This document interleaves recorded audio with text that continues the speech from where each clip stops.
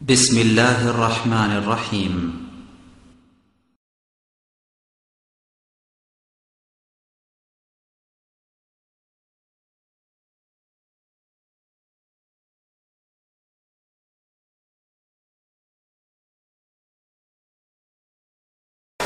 إن الحمد لله نحمده ونستعينه من يهده الله فلا مضل له ومن يضلل فلا هادي له وأشهد أن لا إله إلا الله وحده لا شريك له وأشهد أن محمدا عبده ورسوله أما بعد فإن خير الحديث كتاب الله وخير الهدى هدى محمد صلى الله عليه وسلم وشر الأمور محدثاتها وكل محدثة بدعة وكل بدعة ضلالة وكل ضلالة في النار أعوذ بالله من الشيطان الرجيم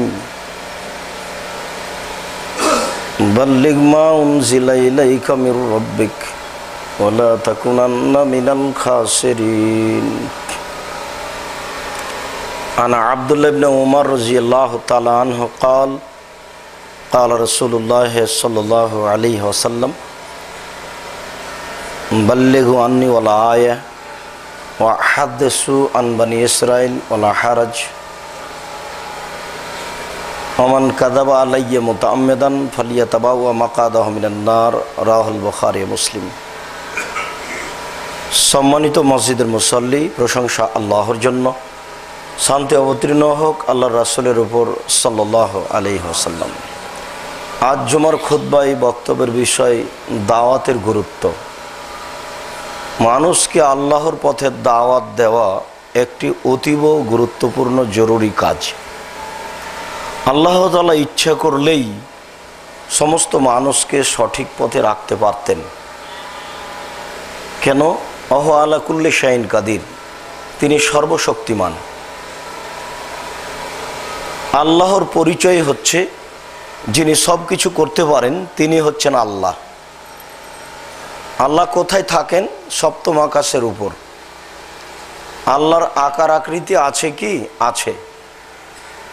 যারা বলে আল্লাহর কোনো আকার আকৃতি নেই, তাদের এই আকীদা, এই বিশ্বাস ভুল।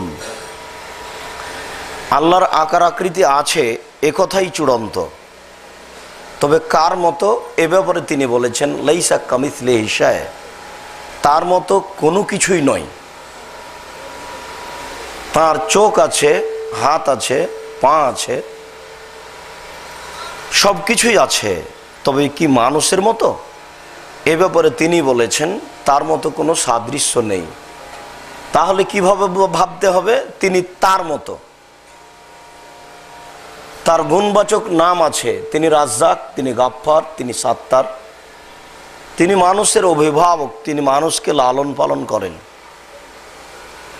তিনি একক, তার কোনো অংশীদার নেই, তিনি আগে থেকে আছেন, চিরদিন থাকবেন, তিনি আজাল, তিনি আবাদ, তিনি আগে থেকে আছেন, তিনি চিরদিন থাকবেন। আল্লাহ তাআলা সর্বশক্তিমান, এটা আমাদেরকে বিশ্বাস রাখতে হবে। তিনি ইচ্ছা করলে এই পৃথিবীর সমস্ত মানুষকে সঠিক পথে রাখতে পারতেন, কিন্তু তিনি এমন কাজ করেন না। যেহেতু তিনি মানুষকে বিবেক দিয়ে সৃষ্টি করেছেন এবং তিনি কসম করে বলেছেন অতীন, ডোমর ফলের কসম, অজাইতুন, জাইতুন ফলের কসম, অতুরে সিনিন, তুর পাহাড়ের কসম, ওয়াহাদাল বালাদিল আমিন, এই মক্কা শহরের কসম, লাকাদ খালাকনাল ইনসানা ফি আহসানি তাকওয়িম, আমি মানুষকে অতীব উত্তম করে সুন্দর আকৃতিতে সৃষ্টি করেছি। সুম্মা রাদাদনাহু আসফালা সাফিলিন, তারপর যখন তারা আমাকে মানেনি, তখন আমি তাকে সর্বনিম্নে উল্টা ফিরিয়েছি। তাহলে মানা না মানা বিষয়টি মানুষের উপরে রেখে দিয়েছে। তিনি ইচ্ছা করলে জোর করে করতে পারতেন, কেন? তার কাজ হয়ে এরূপ যে কুন ফায়াকুন, কোনো কাজ হতে বললেই তা হয়ে যাবে, কোনো কাজ হওয়ার জন্য দেরি লাগে না। জিবরাইল আলাইহিস সালাম মারিয়ামের গোসলখানায় ঢুকে বললেন যে আপনার ছেলে সন্তান হবে। তখন মারিয়াম বললেন, আন্না এখন লিগোলাম, আমার ছেলে কি করে হতে পারে? অলাম ইয়ামসাসনি বাশার, আমাকে মানুষ স্পর্শ করেনি, অলাম আকো বাগিয়ে, আর আমি ব্যভিচারিণীও নই, আমার বিবাহ হয়নি আর আমি ব্যভিচারিণীও নই, তো আমার সন্তান কি করে হতে পারে? তখন জিবরাইল আলাইহিস সালাম বলছেন, একুল রব্বিক, তোমার প্রতিপালক বলেন যে হুয়া আলাইয়া হাইয়েন, এমন কাজ আমার উপরে একেবারেই সহজ।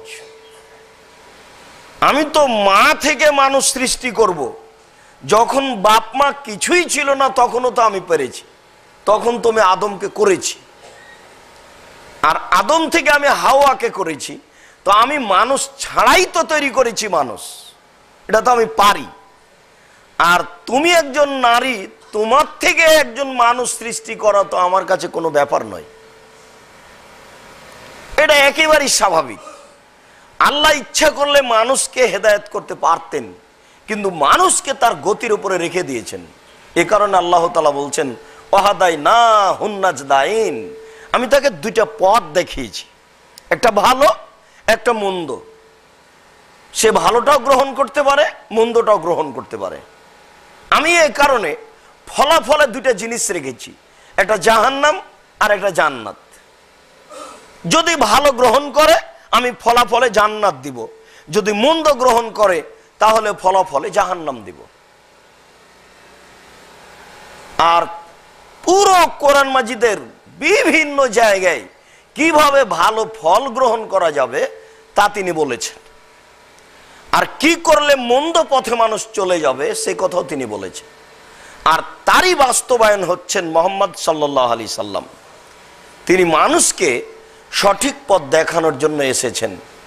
তাহলে আল্লাহ তাআলা নিজের উপরে কাজটা রেখে দেননি, দাওয়াত দেওয়া কাজটা, মানুষকে সঠিক পথে পরিচালনা করা কাজটা আল্লাহ মানুষ দিয়েই নিয়েছেন। প্রত্যেক যুগে নবী থেকেছেন, সারা পৃথিবীতে সময়ে 2, 4, 5 জন 10 জন নবী থেকেছে। আমাদের নবী শুধুমাত্র এককভাবে সারা পৃথিবীতে ছিলেন, আর তিনি এককভাবেই কিয়ামত পর্যন্ত সমস্ত মানুষের জন্য।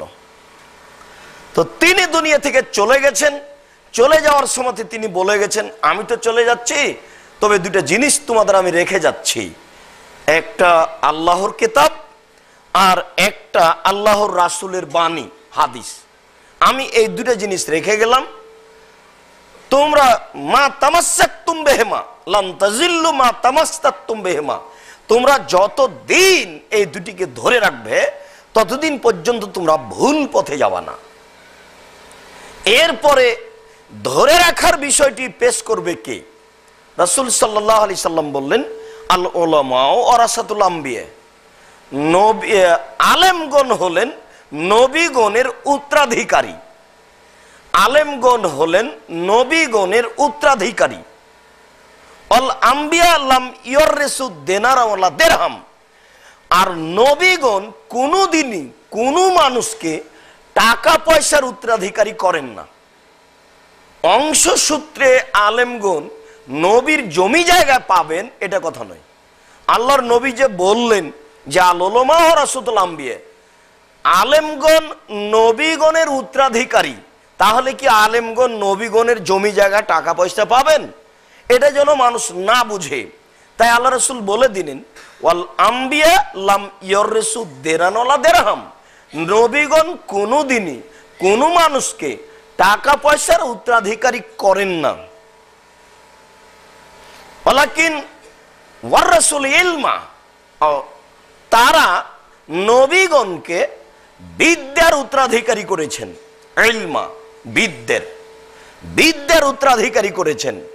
প্রত্যেক যারা দিন প্রচার করতে চাই তাদেরকে বিদ্বান হতে হবে।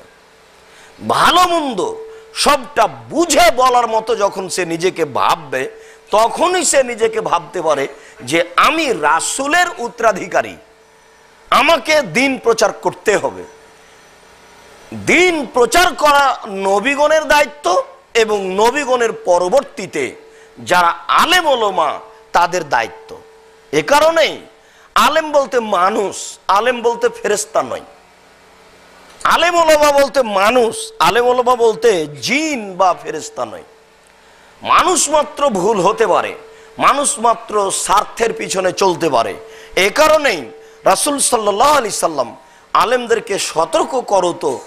অনেক আলোচনা পেশ করেছেন আলেমগণ যেন নিঃস্বার্থপরভাবে দিন প্রচার করে এবং যখন বুঝে নিবে যে আমি দিন ধর্ম বুঝি তখন প্রচার করবে। প্রথমে বুঝার জন্য, জানার জন্য তাকে বুঝতে হবে যে ফালাম আন্নাহু লা ইলাহা ইল্লাল্লাহ, তুমি আগে এই বিদ্যা অর্জন করো যে আল্লাহ ব্যতীত কোনো মাবুদ নেই। এটার উপরে আগে মানুষকে জ্ঞান অর্জন করতে হবে যে আল্লাহ ছাড়া কোনো মাবুদ নেই।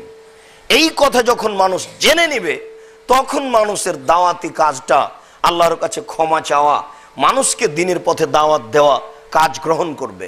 এ কারণেই ইমাম বুখারী রাহিমাহুল্লাহ বলছেন আল ইলমু কাবলাল কওলি ওয়াল আমালে, কথা এবং কর্মের পূর্বে বিদ্যে। যদি কোনো বিদ্বান দিন প্রচার করতে চান তাহলে কথা এবং কর্মের পূর্বে আগে বিদ্যা অর্জন করতে হবে। যখনও বিদ্যা অর্জন করবে তখনই তার উপরে জিম্মেদারি চেপে যাবে যে তাকে দিন প্রচার করতে হবে। সকল নবী এ কাজ করেছেন। যেমন আল্লাহ তাআলা ঈসা আলাইহিস সালামকে বলছেন কুল হাজিহি সাবিলি আদু ইলাল্লাহ, হে মুহাম্মদ, হে ঈসা, আপনি বলুন এটা আমার পথ, আমি মানুষকে এই পথের দাওয়াত দিচ্ছি, সেটা হচ্ছে আল্লাহর পথ, আলা বাসিরাতিন, জাগ্রত জ্ঞান সহকারে, দলিল সহকারে। এমনিতে আমি মানুষকে দাওয়াত দিচ্ছি এ কথা নয়, এমনিতে আমি মানুষকে দাওয়াত দিচ্ছি এ কথা নয়। আল্লাহ তাআলা নূহ আলাইহিস সালামকে দাওয়াতের জন্য বলেছিলেন, তাই নূহ আলাইহিস সালাম বলছেন দাওয়াতু লাইলা ওয়ান নাহারা, আমি মানুষকে রাতে দাওয়াত দিয়েছি, আমি মানুষকে দিনে দাওয়াত দিয়েছি, আমি মানুষকে প্রকাশ্যে দাওয়াত দিয়েছি, আমি মানুষকে গোপনে দাওয়াত দিয়েছি। ওয়ালাম ইয়াজিদ দুআই ইল্লা ফিরারা, আমার দাওয়াত মানুষকে পালিয়ে যাওয়াই বেশি করেছে। যত দাওয়াত দিয়েছি তত মানুষ সরে গেছে, যত দাওয়াত দিয়েছি তত মানুষ সরে গেছে। প্রথম দিকে হয়তোবা কিছু মানুষ বেশি দাওয়াত গ্রহণ করেছিল, দিন যত গেল তত মানুষ কমে গেল। কমতে কমতে ঐতিহাসিকগণ লিখতে চাচ্ছেন যে মাত্র 8 জন মানুষ নূহ আলাইহিস সালামকে মানার মতো পৃথিবীতে ছিল। কারো খেয়ালে 40 জন মতো মানুষ নূহ আলাইহিস সালামকে মানার মতো ছিল।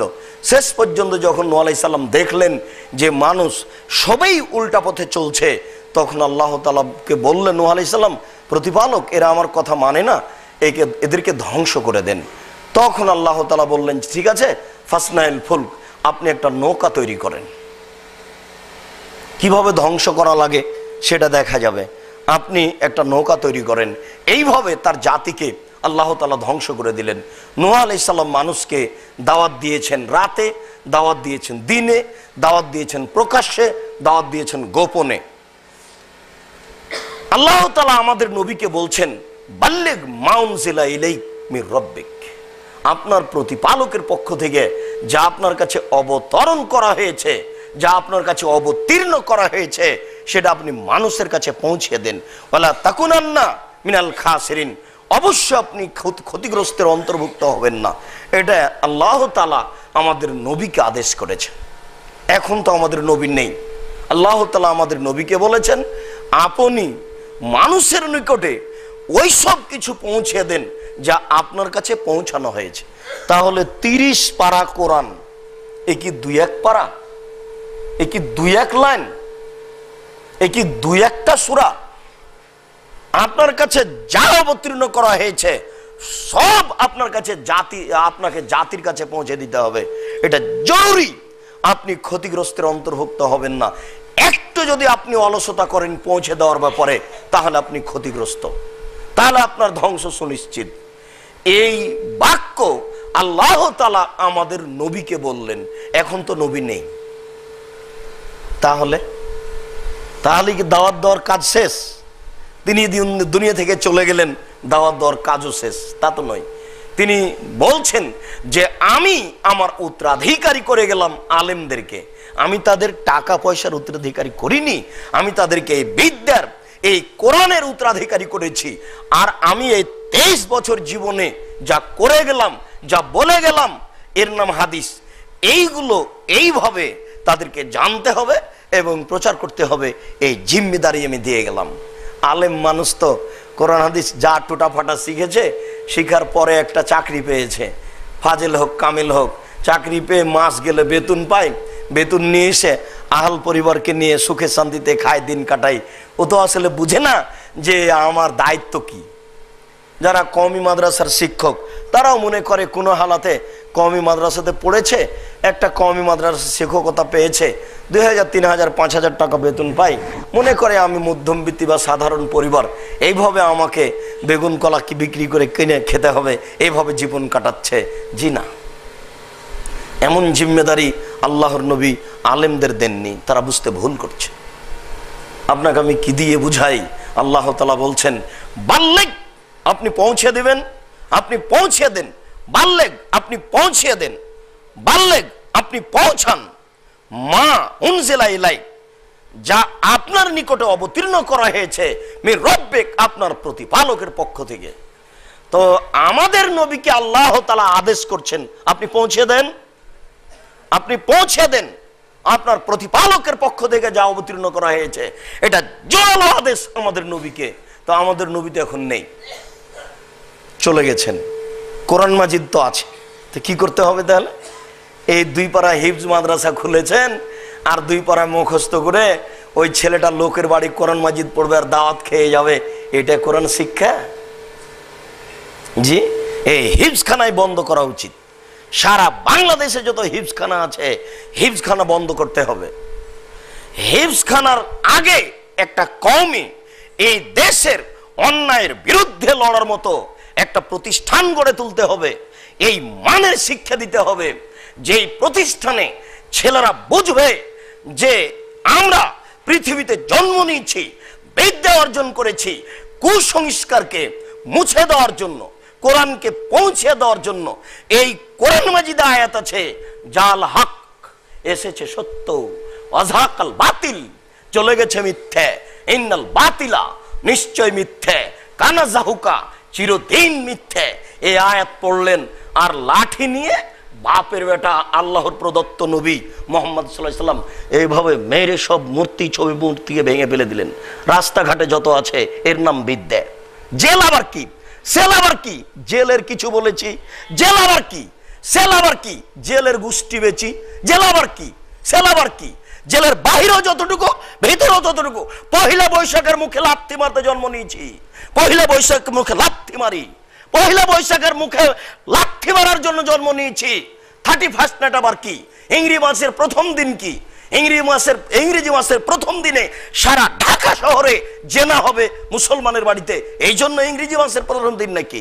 চিটাগাং শহরে জেনা হবে, এই জন্য কি ইংরেজি মাসের প্রথম দিন নাকি? ইংরেজি মাসের প্রথম দিনকে লাথি মারার জন্য জন্ম নিয়েছি, ইংরেজি মাসের প্রথম দিনকে লাথি মারার জন্য জন্ম নিয়েছি। কিসের আবার জেল, কিসের আবার সেল, কিসের আবার জেল, কিসের আবার সেল? এই বাংলার মাটিতে যত ছবি মূর্তি আছে সবকে ভেঙে লুটপাট করে দেবো, একাকার করে দেবো, সেই জন্য জন্ম নিয়েছি। এই দেশের মাটিতে যত উঁচু কবর আছে সবকে লাথি মেরে গুড়িয়ে দিব, এই জন্য জন্ম নিয়েছি। জেল আবার কি, সেল আবার কি, ভিতর আবার কি, বাহির আবার কি, সব সমান। কাপুরুষ নাকি? আমি মুসলিম চির রণবীর, মরণকে করি না ভয়। মরা যতটুকু, বেঁচে থাকা ততটুকু, সেলও যতটুকু, জেলও ততটুকু, বাহিরে যতটুকু, ভিতরে ততটুকু, উভয়ই সমান। ছবি মূর্তি ভাঙতে এসেছি, গড়তে আসেনি। রাস্তাঘাটে, রাস্তার ধারে, 2 ধারে, যেখানে সেখানে ছবি মূর্তি ভাঙতে এসেছি, গড়তে আসেনি। আমার রক্তের সাথে মিশে আছে মূর্তি ভাঙা নীতি, আমার গোস্তের সাথে মিশে আছে মূর্তি ভাঙা নীতি, আমার রক্তের সাথে মিশে আছে ছবি ভাঙা নীতি, আমার রক্তের সাথে মিশে আছে মূর্তি ভাঙা নীতি। আমি মুসলিম, আমি কাপুরুষ নই, আমি মুনাফিক নই। আমি মুসলিম, আমি কাপুরুষ নই, আমি মুনাফিক নই। একে কবর দিতে এসেছি, এই বিদ্যা শেখাতে হবে। এটাই রাসূল দিয়ে গেলেন। হিফজখানা খুলে 2 পারা মুখস্থ করে এইসব 3 নম্বর শ্রেণীর মানুষের বাড়িতে দাওয়াত খাবে, টাকা নিবে। এই জন্য হিফজখানা জিনা হতে পারে না। এই দেশের সব হিফজখানা বন্ধ করতে হবে, না হলে আসল বিদ্যা শিখতে পারবে না। কোরআন হাদিস বুঝতে হবে, শিখতে হবে। নবী দুনিয়া থেকে চলে গেছেন, বিধান রেখে চলে গেছেন। বিধান কি কবর দিয়ে গেছেন? এসব জাতি, এসব আলেম ওলামা কাপুরুষের পই দিয়ে চলছে, কাপুরুষের পরিচয় দিয়ে চলছে। হতে পারে না, হতে পারে না। মুসলমান নত স্বীকার করে কোথায়? মুসলমান বলেছে একজন মুসলমান মারা গেলে তার জন্য 3 দিন শোক পালন করবে। রাসূল সাল্লাল্লাহু আলাইহি ওয়াসাল্লাম বলেছেন স্বামী মারা গেলে তার জন্য 40 দিন 4 মাস 10 দিন শোক পালন করবে। স্বামী মারা গেলে স্ত্রী তার জন্য 40 দিন 4 মাস 10 দিন শোক পালন করবে। 40 বছর পরেও রাস্তাঘাটের যেখানে সেখানে কেন থাকবে যে শোক দিবস? কেন থাকবে? আমি মুসলিম চির রণবীর, মরণকে করি না ভয়, মরলে শহীদ বাঁচলে গাজী, মারো যতটুকু বাঁচাও ততটুকু। অসম্ভব, মুসলমানের বাচ্চা এটা তুলতে পারে না, মুসলমানের বাচ্চা এই পতাকা রাস্তায় দিতে পারে না, অসম্ভব, হতে পারে না। মুহাম্মদ সাল্লাল্লাহু আলাইহি ওয়াসাল্লাম বলে গেছেন একজন মুসলিম মারা গেলে তার জন্য শোক পালন করবে 3 দিন, স্বামী মারা গেলে তার জন্য শোক পালন করবে 4 মাস 10 দিন। এই দুটা হচ্ছে মুসলিম বিধান। তৃতীয় বিধান কিয়ামত পর্যন্ত আসতে পারে না। মুসলমান যদি কোনো শহীদ মিনার তৈরি করে, হামজার তৈরি করবে। মুসলমান যদি কোনো শহীদ মিনার তৈরি করে, হামজার তৈরি করবে। কেন? হামজা হচ্ছে সাইয়্যিদুশ শুহাদা, পৃথিবীর সবচেয়ে সম্মানী মানুষ শহীদ হিসাবে। মুসলমান যদি কোনো দিবস পালন করে তাহলে মক্কা বিজয়ের দিন করবে। মুসলমান যদি কোনো দিবস পালন করে মক্কা বিজয়ের দিন করবে। কেন? এই মক্কা বিজয়ের দিন পৃথিবীতে 12 লক্ষ বর্গমাইল স্থানে কোরআনের হুকুম চালু হয়েছে। মুসলমানের জীবনে এটাই সবচেয়ে বড় দিন মনে করতে হবে। এই মক্কা বিজয়ের দিন 12 লক্ষ বর্গমাইল স্থানে কোরআনের হুকুম চালু হয়েছে। মুসলমান যদি কোনো দিবস পালন করে তাহলে এই দিবস পালন করবে। এছাড়া মুসলমানের বাচ্চা কোনো দিবসের 5 পয়সা দাম দিতে পারে না, মুসলমানের বাচ্চা দিতে পারে না। কেন? তার রক্ত ভিন্ন, ওটা হিন্দুর রক্ত নয়, ওটা ইহুদি খ্রিস্টানের রক্ত নয়, ওটা কোথাও নত স্বীকার করে না। আশ্চর্য, ইলিশ মাছ কিনে পাকড় গাছের নিচে বসে পান্তা ভাত খাবে মুসলমান। এই জন্য আপনি মুসলমানকে চিনেন না। মুসলমানদের হাতে দায়িত্ব দিয়ে, আলেমের হাতে দায়িত্ব দিয়ে রাসূল চলে গেছেন। এই 3 নম্বর শ্রেণীর আলেম এমনিতে কোরআন মাজিদ মুখস্থ করে মানুষের বাড়িতে দাওয়াত খেয়ে দিন কাটাচ্ছে। আল্লাহ তাআলা বলছেন আপনি পৌঁছে দিবেন, পৌঁছে দেন, আপনি পৌঁছে দেন। মাউনজিলা ইলাইকা, যা আপনার কাছে অবতীর্ণ করা হয়েছে, আপনার উপরে অবতীর্ণ করা হয়েছে 30 পারা কোরআন। এই 30 পারা কোরআন মুহাম্মদ সাল্লাল্লাহু আলাইহি ওয়াসাল্লামের অবতীর্ণ করা হয়েছে। মুহাম্মদ সাল্লাল্লাহু আলাইহি ওয়াসাল্লামকে দুনিয়াতে বেঁচে নেই, কি করতে হবে তাহলে? এই কাজ কে করবে? এই কাজ আলেমের হাতে দিয়ে গেলেন। এই জন্যই আল্লাহ তাআলা অনেক কঠোর ও কঠিনভাবে দাওয়াতের বিষয়টি পেশ করেছেন। অনেক কঠোর ও কঠিনভাবে আল্লাহ রাসূল দাওয়াতের বিষয় পেশ করেছেন। আল্লাহ তাআলা বলছেন ওয়ালতাকুম মিনকুম উম্মাতুন ইয়াদউনা ইলাল খায়র, অবশ্যই তোমাদের মাঝে এক শ্রেণীর মানুষকে হতে হবে, অবশ্যই তোমাদের মাঝে এক শ্রেণীর মানুষকে হতে হবে যে আল্লাহর পথে দাওয়াত দিবে। তাহলে যদি আপনি সব ছেলেকে স্কুলে পাঠান তাহলে তো আল্লাহর পথে দাওয়াত দেওয়ার মতো কিছু বুঝবে না। ও ইংরেজি পড়ে কি বুঝবে? ও তো বোকা ছেলে। ও তো লন্ডন থেকে ফিরে আসলে ও চোর হবে। প্রায় যত সব লন্ডন থেকে ফিরে এসেছে ব্যারিস্টার হয়ে এবং জজ হয়ে, ডাক্তারি হয়ে, সব চোর, প্রায়ই চোর। ওকে আপনি ওটা পড়ালেন কেন? ও কি বুঝে? ও কি বুঝবে ভালো মন্দ? ওর ভালো মন্দর কি হিতাহিত জ্ঞান আছে? আপনি দেখেননি ওকে? আপনার লন্ডন থেকে পড়ে আসা ছেলেটাকে দেখেননি? ওর পায়ে আছে জুতা, পায়ে আছে পামোজা, এরপরে ওর পরনে আছে শার্ট, উপরে আছে একটা কোট, তার উপরে আছে একটা টাই। ও এই অবস্থায় গাড়ি থেকে নামলো, আপনি দেখেননি? আপনার বৌমা যখন তার গাড়ি থেকে নামলো তখন ল্যাংটা হয়ে আছে। আপনার ছেলের মেয়ে রাজশাহী চাঁপাইনবাবগঞ্জে বলে তাকে পুতিন, আপনাদের দেশে তাকে বলে নাতনি। এই মেয়েটা যখন গাড়ি থেকে নামলো তখন ওর পরনে কোনো কাপড়ই নেই, ওটা আপনি দেখেননি? আবার আপনার ছেলের গাড়ির পিছন দিকে আছে কুকুরের মূর্তি। এই জন্য আপনি ছেলে পড়ালেন, এই ছেলেটাকে কবর দেন, একে আপনি পড়ালেন কেন? এই ছেলেকে কবর দেন, একে আপনি পড়ালেন কেন? এ কি করবে? আপনি যদি মরে যান তাহলে আপনার ছবিকে সুন্দর করে সাজিয়ে ও আপনার ছবির পূজা করবে। অথচ মুসলিম কোনোদিন ছবির পূজা করতে পারে না।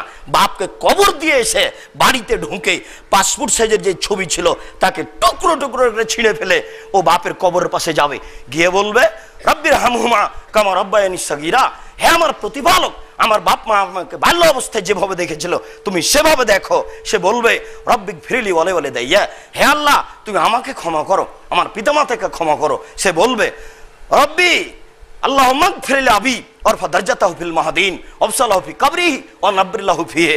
আল্লাহ তুমি আমার পিতাকে ক্ষমা করো, তাকে উচ্চ মর্যাদা দান করো, তুমি তার কবরকে প্রশস্ত করো, তুমি তার কবরকে আলোকিত করো। এই ছেলে যদি আপনার ভালো হতো তাহলে সেই দোয়া করত, কিন্তু এই ছেলে তো ভালো নয়, ওর বিদ্যা ভুল।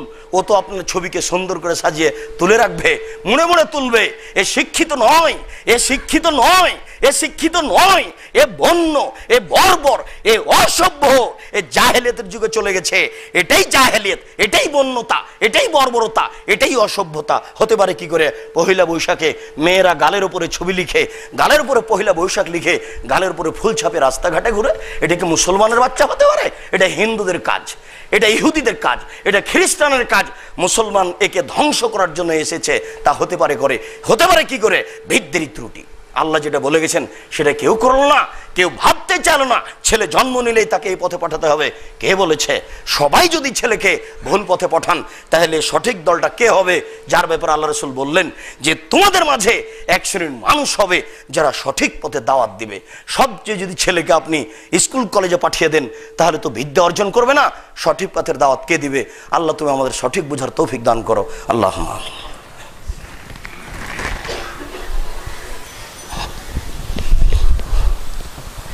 আলহামদুলিল্লাহ ওয়াহদা ওয়াসসালাতু ওয়াসসালামু আলা মান লা নাবিয়্যা বাদা।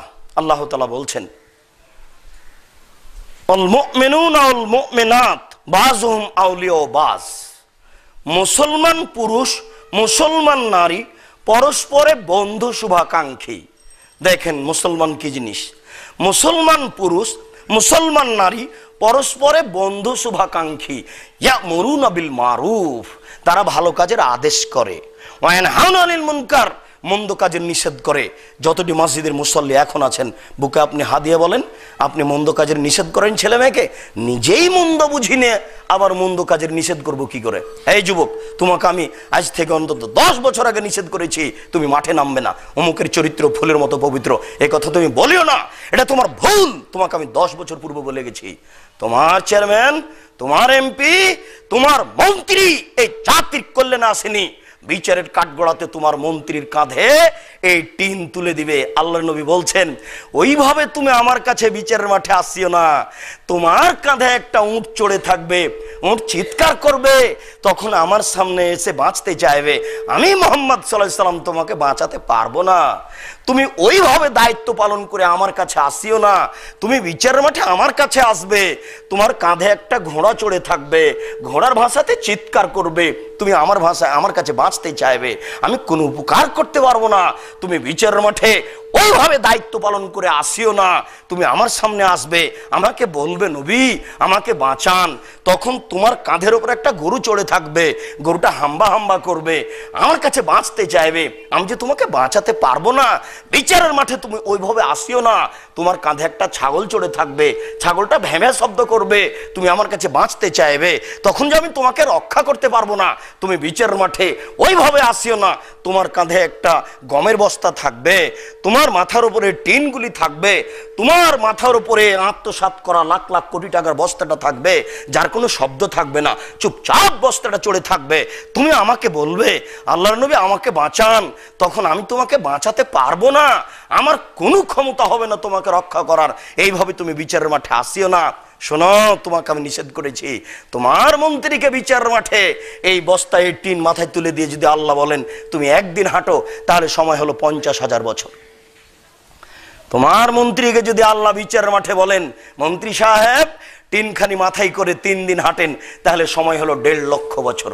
ঠেকায়ও তুমি যে ঠেকায়ও,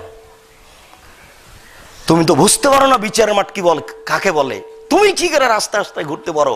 তোমাকে যে আমি বারবার বলছি পৃথিবীতে এই কাজটা সবচেয়ে ন্যাক্কারজনক, জঘন্য, বর্বর, অসভ্য। এই ভোট প্রথার চেয়ে পৃথিবীতে কোনো খারাপ কাজই নাই। এই ভোট প্রথা পৃথিবীতে সবচেয়ে ন্যাক্কারজনক, নোংরা, জঘন্য, বর্বর, এর চেয়ে অসভ্য কোনো কাজ পৃথিবীতে নেই। এরপরে যেগুলো অসভ্য কাজ সেগুলো হচ্ছে আপনার মোবাইল ফাংশন, এরপরে যেগুলো অসভ্য কাজ সেটা হচ্ছে আপনার এই যোগাযোগ তারবার্তা, এগুলো অসভ্য কাজ বলা যেতে পারে। আর এবারে এর চেয়ে খারাপ কোনো কাজই নেই।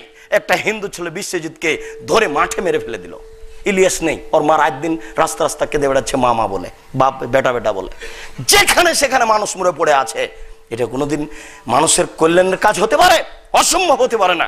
এটা কে ঠেকাবে? এই কুসংস্কার কে ঠেকাবে? আপনি কি দিয়ে আপনাকে আমি বুঝাই? সবাই যদি ভুল পথে চলে, আপনার ছেলেও যদি ভুল পথে পড়াশোনা করে, আপনার মেয়েও যদি ভুল পথে পড়াশোনা করে, তাহলে হক কে জানবে? এমনিতে একটা মাদ্রাসা খুলে রেখেছেন কোরআন মুখস্থ করার জন্য, ও দিয়ে কি হবে? বহুদিন পূর্বে আপনাকে পরামর্শ দিয়েছি, 20,000 করে শিক্ষককে বেতন দিতে হবে, 10 জন শিক্ষক রাখতে হবে। টাকা আছে, বড় মানুষের কাছে পরামর্শ নেন। পরামর্শ উল্টে না ফেলে কাজ করলে কাজ হবে না। পোকা লাগা বেগুন দিয়ে কাজ হয় না, পোকা লাগা হুজুর দিয়ে কোনোদিন জাতির খিদমত করা যাবে না। বাপের বেটা হ্যাঁ জন্ম নিতে হবে বিদ্যে নিয়ে। পরিস্থিতি খুবই কঠিন, পরিস্থিতি খুবই জটিল, পরিস্থিতি খুবই কঠিন, পরিস্থিতি খুবই জটিল। সমাজের প্রায় মানুষই অন্যায় পথে চলেছে, সমাজের প্রায় মানুষই প্রতারক, সমাজের প্রায় মানুষই ধোঁকাবাজ, সমাজের প্রায় মানুষই আল্লাহ বিরোধী, সমাজের প্রায় মানুষই ধর্মবিরোধী, সমাজের প্রায় মানুষই মূর্তি পূজক, সমাজের প্রায় মানুষই গান বাজনা বাদ্যযন্ত্র নিয়ে মত্ত আছে। এই পরিস্থিতির মোকাবেলা করার মতো পোকা লাগা বেগুন দেওয়া হবে?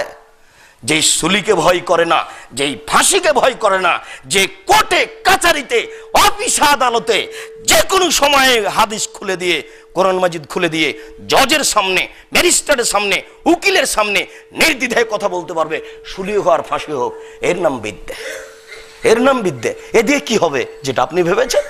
এই মক্তব দিয়ে কি হবে যেটা আপনি ভেবেছেন? এই হিফজখানা দিয়ে কি হবে যেটা আপনি ভেবেছেন? আল্লাহ বলছেন যে গাধার পিঠে কোরআন হাদিস তুলে দেওয়া যেমন, কোরআন মুখস্থ করা না বুঝেও তেমন। গাধার পিঠে তুলে দিয়েছেন অনেকগুলি কোরআন।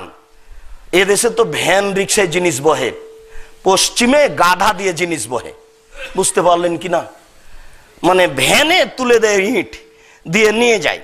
পশ্চিমে দিল্লিতে, বানারসে, ওই সব দেশে ওই ভ্যানের উপর একটা বস্তা আছে এভাবে সাজানো, ওই বস্তাতে ইট তুলে দেয়, তারপর ওই ভ্যান গাধা নিয়ে চলে যায় যেখানে যাওয়ার। ওতে আর একটা সুবিধা আছে, আপনাদের ভ্যানে অসুবিধা আছে, এই সামনে আর একটা ভ্যান অসুবিধে, কাদা পানি অসুবিধে, ও গাধার পেটে তুলে দিয়েছে, কাদা পানি চলে যাচ্ছে ঠেলে যেখানে নিয়ে যাওয়ার, ভালোই যাচ্ছে। তো এখন ইট না তুলে যদি কোরআন মাজিদ তার পিঠে তোলা হয়, তাহলে কেউ কিছু বুঝবে যে আমার পিঠে কোরআন মাজিদ আছে? আপনি যেভাবে প্রতিষ্ঠান খুলেছেন, এই প্রতিষ্ঠানের অবস্থা তাই। 1000 বছর যদি এই প্রতিষ্ঠানের বয়স হয়, এই প্রতিষ্ঠান দিয়ে এই জাতির 1 পয়সা উপকার করতে পারবে না। এই জাতি একটা কঠিন ভুল পথে আছে। তাই আল্লাহ তাআলা বলছেন, ইয়া'মুরুনা বিল মারুফ। মুমিন পুরুষ, মুমিন নারী পরস্পরে বন্ধু শুভাকাঙ্ক্ষী। ইয়া'মুরুনা বিল মারুফ, তারা ভালো কাজের আদেশ করে, ওয়ায়ানহাউনাল মুনকার, মন্দ কাজের নিষেধ করে। মন্দ কাজের নিষেধ করা খুবই কঠিন, ভালো কাজের আদেশ করা সহজ। তাবলিগ পার্টি চলছে, সারা বিশ্বের প্রায় 16, 18, 20, 50 লক্ষ মানুষ টঙ্গীর মোনাজাতে আখেরি মোনাজাতে উপস্থিত হয়। মানুষ জমা হতে হতে একবারে মতিঝিল পর্যন্ত চলে যায়। নারী পুরুষ একাকার হয়ে আছে। নেত্রী সারা বছর অকাম করে এসে হাত তুলে দোয়া করে সব পাপ ক্ষমা করে নিতে চাচ্ছে। ও টঙ্গীর ইমাম সাহেব হাত তুলে দোয়া করছেন, আপনার লজ্জাবাদের দাবি রাখি, আপনি যদি বেড়ে ছেড়া হন, এটা ঢাকা শহর, এই হাত তুলে দোয়া করার পূর্বে 5 মিনিট বক্তব্য দেবেন এমন ভাবে 24 ঘন্টার মধ্যে বাংলাদেশে যত ছবি মূর্তি আছে ভেঙে দিতে হবে। নবী বলেছেন। এটা হলো মুনকারের নিষেধ করা। করো দেখি কেমন বেটা ছেলে, কিসের দাওয়াত দিতে এসেছো ঢাকা শহরের টঙ্গী মাঠে? মেয়ে, কিসের দাওয়াত দিতে এসেছো তুমি ঢাকা শহরের টঙ্গীর মাঠে? তুমি আগে বক্তব্য বলবে 24 ঘন্টার মধ্যে বাংলাদেশে যত উঁচু কবর আছে, শাহজালাল, সিলেটিয়ার, শাহপরানোর, মহিষর, সব কবরকে ভেঙে চৌচির করে দিতে হবে, একাকার করে দিতে হবে। 24 ঘন্টার মধ্যে এ দেশে যত সুদ ব্যবস্থা আছে সব বন্ধ করতে হবে। এদেশের নেতা নেত্রী আমরা টঙ্গীর আখেরি মোনাজাতের পূর্বে বলছি, এই দেশের যত অন্যায় বিচার আছে 24 ঘন্টার মধ্যে সব বন্ধ করতে হবে। এই দেশের মাটিতে আপনি একজন মহিলা নেত্রী, এই দেশের মাটিতে 3 বছরের মধ্যে এই বাংলাদেশে 20টা বিশ্ববিদ্যালয় করতে হবে নারীদের জন্য, 500টা কলেজ করতে হবে নারীদের জন্য, 5000 স্কুল করতে হবে নারীদের জন্য, যেখানে কোনো পুরুষ থাকবে না, সব কিছু নারী হবে। আপনি নারী নেত্রী জোরালোভাবে এই দাওয়াত দেওয়ার পরে নিষেধকে নিষেধ বলে আমি দোয়া করছি। আপনি পারেন না একটু? কি ভালো কাজের আদেশ করেন! ভালো কাজের আদেশ করা যায় মানে তাহাজ্জুদ পড়তে বলা যায়। আপনারা তাহাজ্জুদ পড়েন, এত নেকি হবে। আপনারা সুবহানাল্লাহ বলেন, এত নেকি হবে।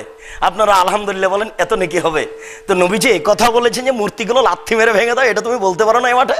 কিসের তুমি ভয় করো হে সুলির? আমরা তো এদেশের মাটিতে সুলির ভয় করি না।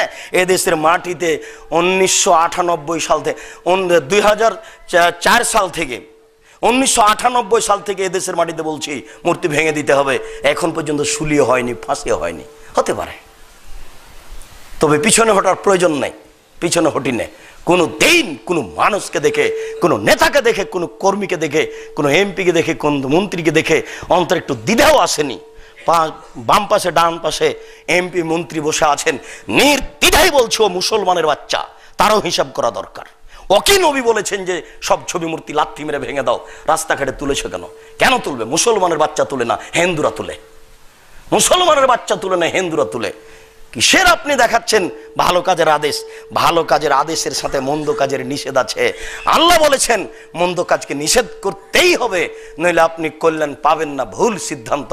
এরপর আল্লাহ তাআলা বলছেন ওই কিমুনাস সালাতা, ওরা সালাত আদায় করে, ওই তুনাস যাকাতা, তারা যাকাত প্রদান করে, ইতুনুল্লাহ, তারা আল্লাহকে মান্য করে, ওয়া রাসূলহু, তারা রাসূলকে মান্য করে। ওরাই হচ্ছে ভালো মানুষ, আল্লাহ তাদের প্রতি দয়া করবেন। এটাই ছিল ভালো কাজের আদেশ করা, মন্দ কাজের নিষেধ করা। সম্মানিত মুসল্লি, আসলে জাতির সামনে আমরা আছি, আমাদেরও বিদ্যার যথেষ্ট ত্রুটি থেকে গেছে। জাতির সামনে পেশ হওয়ার জন্য যত বিদ্যার প্রয়োজন তা আমাদের কাছে নেই। আরও পরিস্থিতি অনুযায়ী বিদ্যা বেশি হতে হবে, আমাদের হাতে মিডিয়া হতে হবে, ব্যবস্থাপনা আমাদের হতে হবে, মিডিয়া আমাদের হাতে নিয়ে, ব্যবস্থাপনা আমাদের হাতে নিয়ে যারা এসব ভুল পথে, নোংরা, অপছন্দ, যে নাজায়েজ পথে চলছে, এদেরকে ঠেকাতে হবে। ঠেকানো খুবই কঠিন। প্রাণপণে চেষ্টা করুন, আল্লাহর কাছে রাতে এটা দোয়া করুন, আল্লাহ তুমি এমন একটা ছেলে আমাকে দান করো, যেই ছেলে এদেশের জেল, সুলি, ফাঁসির 5 পয়সা দাম দেবে না, যেই ছেলে এই দেশের, এই পৃথিবীর যা কিছু অন্যায় আছে সবকে একবারে গুঁড়ে দেওয়ার জন্য প্রস্তুত থাকবে, এরকম ছেলে আল্লাহর কাছে চান। যাদের ছেলে মাদ্রাসাতে পড়ছে তাদের জন্য দোয়া করেন, তাহলে হবে ভালো কাজের আদেশ করা, ভালো কাজের আদেশ দেওয়া, মন্দ কাজের নিষেধ করা, তাহলে হবে ভালো কাজের আদেশ করা, মন্দ কাজের নিষেধ করা। রাসূল সাল্লাল্লাহু আলাইহি ওয়াসাল্লাম বলছেন, আপনি শুনে অবাক হবেন, আল্লাহ রাসূল এভাবে বললেন। আপনি শুনে অবাক হবেন, আল্লাহ রাসূল এইভাবে বললেন। আল্লাহ রাসূল বলছেন, সাইয়্যিদুশ শুহাদায়ে হামজা ইবনে আব্দুল মুত্তালিব, শহীদদের সর্দার হামজা ইবনে আব্দুল মুত্তালিব, মুত্তালিবের ছেলে হামজা। শহীদদের সর্দার মুত্তালিবের ছেলে হামজা, শহীদদের সর্দার মুত্তালিবের ছেলে হামজা। এর পরের বাক্য শুনে আল্লাহ রাসূল বলছেন কিভাবে, ওয়া রাজুলুন কামা এলা ইমামিন জায়ের, সেই ব্যক্তিও হামজার মতো মর্যাদাশীল, সম্মানী শহীদের দরজা পাবে। কে? কামাইলা ইমামিন জায়রিন, স্বৈরাচারী, স্বেচ্ছাচারী, স্বৈরাচারী, স্বেচ্ছাচারী, লুটতরাজ করে খাওয়ার নেতা, জাতিকে ধ্বংস করার নেতা, জাতিকে কবর দেওয়ার নেতা, জাতিকে চুষে খাওয়ার নেতা, জাতির টাকা পয়সা লুটপাট করে খাওয়ার নেতার সামনে দাঁড়াবে। ফামারাহু, তাকে ভালো কাজের আদেশ করবে, অনাহু, তাকে মন্দ কাজের নিষেধ করবে, ফাকাতালাহু, স্বৈরাচারী শাসক তাকে হত্যা করবে। এই ব্যক্তিও হবে হামজার সাথে। কি বুঝালাম আপনাকে? রাসূল তো মুখ দিয়ে বলে চলে গেছেন। এই বাক্যের কে দাম দিবে? কয়দিন আপনি দাম দিবেন? বিবাহ তো করেছেন বউ নিয়ে আনন্দ ফুর্তি করার জন্য। বিবাহ যদি এই জন্য করতেন যে একটা ছেলের আমার প্রয়োজন আছে, যেই ছেলে এমন হবে, তাহলে একটা হতো। বাচ্চা ওইদিকে ঘুমিয়ে আছে, টিভিটা নিয়ে চলে গেছেন ইন্ডিয়া, লন্ডনে। কি দিয়ে ছেলে জন্ম নিবে? কি দিয়ে আপনাকে আমি বুঝাই? কি দিয়ে আপনি কল্যাণের আশা করতে পারেন? কি দিয়ে আপনাকে আমি বুঝাই? হাদিসটা আবার অনুবাদ করে দেখেন তো, আপনার অন্তরে যদি একটু প্রতিক্রিয়া আসে। আল্লাহ রাসূল বলছেন, সাইয়্যিদুশ শুহাদায়ে হামজা ইবনে আব্দুল মুত্তালিব, পৃথিবীতে সবচেয়ে সম্মানী শহীদদের সর্দার হামজা ইবনে আব্দুল মুত্তালিব, মুত্তালিবের ছেলে হামজা। আরো কে? আরো আছে। আরো কে? ওই ব্যক্তি কে? কামা, দাঁড়ালো, এমা এলা এমামিন জায়রিন, স্বৈরাচারী শাসকের সামনে, স্বেচ্ছাচারী শাসকের সামনে, লুটে খাওয়া শাসকের সামনে, চুষে খাওয়া শাসকের সামনে দাঁড়িয়ে বলল যে 24 ঘন্টার মধ্যে এটা বন্ধ করতে হবে আপনাকে, 24 ঘন্টার মধ্যে দেশে যত অন্যায় আছে সব বন্ধ করতে হবে। আমারাহু তাকে ভালো কাজের আদেশ করলো, অনাহু তাকে মন্দ কাজের নিষেধ করলো, পাশাপাশি দুইটা শব্দ। বাপ রে বাপ, দেশের নেতা এই কথা শুনে একবারে চোখ ছানা বড়া দিয়ে বলছে, বলে কি আমার সামনে কথা বলে? এ তো ফেরাউনের চরিত্রে আছে। আমার সামনে কথা বলে, একে ধরো, একে জেলখানায় বন্ধ করো, ফাঁসি ঘোষণা করো। এই লোক হবে হামজার সাথে, এই লোক হবে হামজার সাথে যে স্বৈরাচারী শাসককে ভালো কাজের আদেশ করলো, মন্দ কাজের নিষেধ করলো, স্বৈরাচারী শাসক তাকে হত্যা করলো। এই ব্যক্তিও হবে হামজার সাথে। হাদিস তো হাদিস গ্রন্থে আছে, কে পড়বে, কে জানবে বলেন? সবাই তো পড়তে শিখলো, আগডুম বাড্ডুম ঘোড়াডুম সাজে, ঢাক ঢোল ঝাঁঝর বাজে, বাজতে বাজতে চললো ঢুলি, ঢুলি গেল কমলা ফুলি, সবাই তো এটা শিখলো। কিন্তু ওটা কে জানবে ওই হাদিস যে হাদিস গ্রন্থে আছে? সবাই শিখলো আমার ছেলেকে ইংলিশ মিডিয়ামে পড়াতে হবে, 5 বছর বয়সের ছেলেকে বানাতে হবে। মাইকেল মধুসূদন দত্ত, মাইকেল মধুসূদন দত্ত ভাবছিল আমি এই দেশের বাড়িতে ইংরেজি কবিতা লিখবো কেন, আমি ইংরেজদেরকে পরাজয় করে দেব, আমি লন্ডনে গিয়ে ইংরেজি কবিতা লিখবো, ইংরেজিতে কবিতা লিখবো, গল্প লিখবো, আমি ইংরেজদেরকে ঠেকিয়ে দেবো, আমি এত বিদ্যা জানি, ইংরেজি বিদ্যা। আপনি ভাবছেন আমার 5-এর ছেলেকে, 5ম ছেলেকে মাইকেল মধুসূদন দত্ত বানাবো, বানান। আপনি ভাবছেন আপনার ছেলেকে একটা বড় কিছু করতে হবে, আপনি ভাবছেন আমার ছেলেকে একটা বড় কসাই বানাতে হবে, বানান। তাহলে গরু জবাই করবে, খাবে। তাহলে সবার যদি উদ্দেশ্য এমন হয়, তাহলে রাসূলের উদ্দেশ্যটা কে বাস্তবায়ন করবে? কোরআন মাজিদও আছে, হাদিসও আছে, সব বাংলা বাজারে সব হাদিস আছে, ঢাকা বাংলা বাজারে সব হাদিস আছে, পড়ে আছে সব। কে পড়বে বলেন? দেখেন কোরআন মাজিদ পড়ে আছে, রমজান মাসে আপনি 2-1 আয়াত পড়েন, ও দিয়ে হবে? হিজখানাতে আপনি ছেলে দিয়েছেন, কোরআন মুখস্থ করে দাওয়াত খেয়ে বেড়ায়, এটা হবে?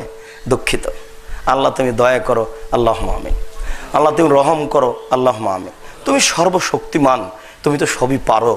শেষ পর্যন্ত নির্ভয় হয়ে তোমার কাছে এই কথাই বলি যে তুমি তো সর্বশক্তিমান, তুমি তো উল্টে দিতে পারো। তো তোমার উল্টে দেওয়ার ক্ষমতার কাছে দাবি রেখে বলছি, তুমি আমাদের পরিবর্তন করো আল্লাহ। আমরা যারা দিনের খিদমত করছি তাদের তুমি কবুল করো আল্লাহুম্মা আমিন। আমরা মানুষ, আমাদের যেটুকু ভুল আছে সেটুকু তুমি দূর করে দাও আল্লাহুম্মা আমিন। আমরা মানুষ হিসাবে মানুষের কাছে দাওয়াত দিতে গিয়ে যেটুকু ভীতি আছে, ভয় আছে, সেটুকু তুমি দূর করে দাও। আমরা একবারে বাঘের আকৃতিতে সঠিক পথে জাতির সামনে দাঁড়াতে চাই, এদেশের নেতা নেত্রীর সামনে দাঁড়াতে চাই।